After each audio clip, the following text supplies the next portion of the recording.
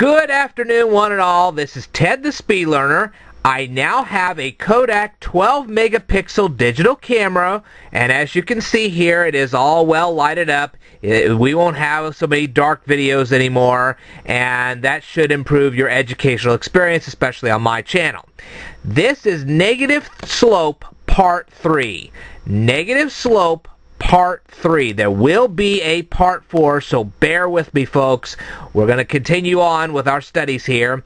Now, what we're going to have here is we have a triangle. This is a right angle triangle here. Now, you can see this angle here is acute, okay? But we're going to talk about obtuse angles as well. So hang in there, folks. Now, if you have an acute angle and you want to find the tangent of it, which is actually your slope, you can go to any tangent table and just look up the number of degrees, and boom, there you are. You have your slope number. Okay, it's usually given in a decimal answer, and then you can use that and draw your triangle, so on and so forth. But what happens if the angle, let's say that the angle was actually this, okay? Let's say the angle was actually this instead of an acute angle, okay? Now, you notice here that in this acute angle, the triangle goes upward like this. You have an upward slope. But if you have an angle like this, your slope is actually downward instead of upward. Now, this creates a little bit of a problem, okay? But if you know enough about trigonometry, you can solve this problem. Now, what they said in the calculus book was you would have tangent A, okay, so you'd have the angle of A, you'd find the tangent of it, and the way you'd find that is you would find the tangent of 180 degrees minus B, okay? So where is angle B? Well, this is angle B right here.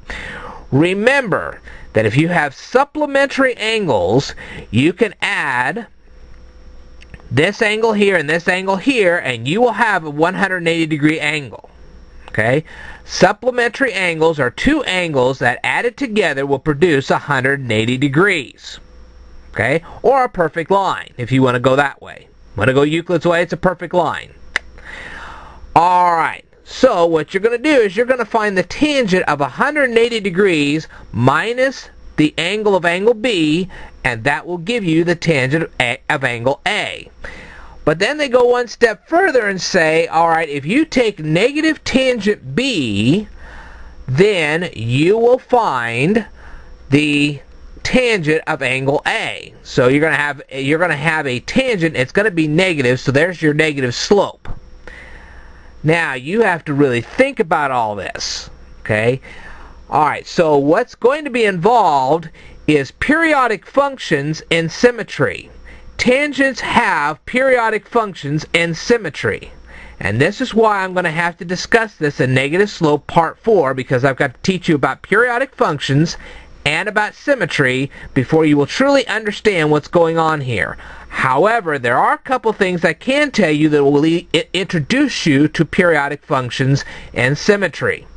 Now, take a look at this. We have an acute angle triangle here. This angle here is acute, okay? We have this triangle right here.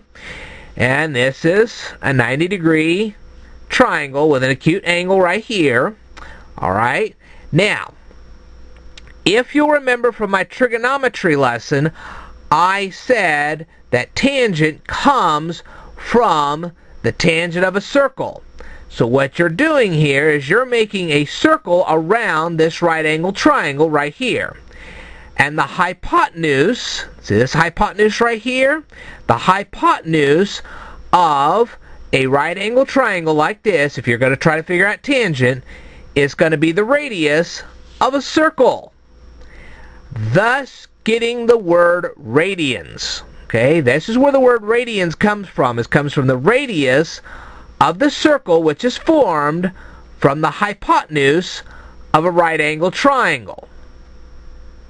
Let me say that again. Radians come from the radius of a circle, which is formed from the hypotenuse of a right angle triangle. Hopefully you got that. Okay? And that's where radians come from. And in my next video, I'm going to talk to you about periodic functions and symmetry, which will cement your understanding of getting tangent A from tangent of 180 degrees minus B, which equals negative tangent B.